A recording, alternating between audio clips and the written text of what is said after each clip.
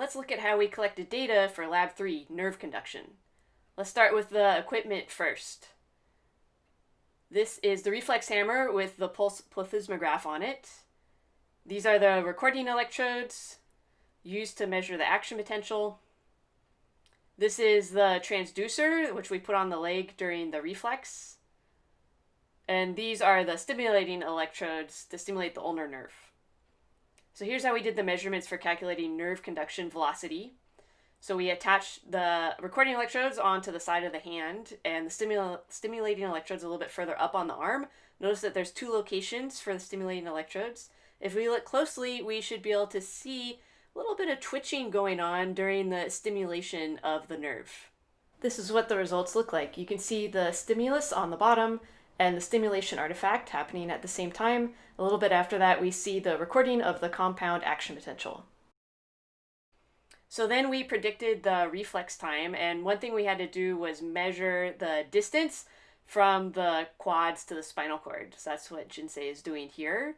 So measuring that distance, and then we'll multiply that by 2 because the reflex has a sensory and a motor component. And so that number is in the lab instructions.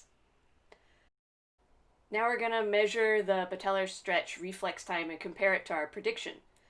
So we're going to be hitting right below the knee with the reflex hammer, which has the pulse plethysmograph on it, to see if we can elicit a reflex.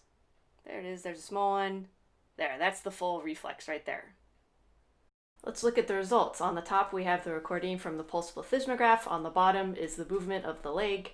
We're going to move the first cursor to the beginning of the hit with the reflex hammer, and the second cursor is going to be the beginning of movement of the leg.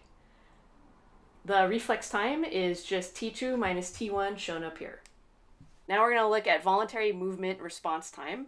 So now we hit our subject somewhere else, and his eyes are closed, and when he feels the hit, he's going to kick his leg forward voluntarily.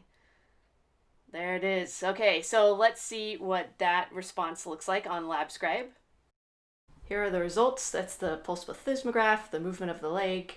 We're going to move the first cursor to the beginning of when we hit the leg, and the second cursor goes to the beginning of leg movement. So that's our voluntary movement time, T2 minus T1.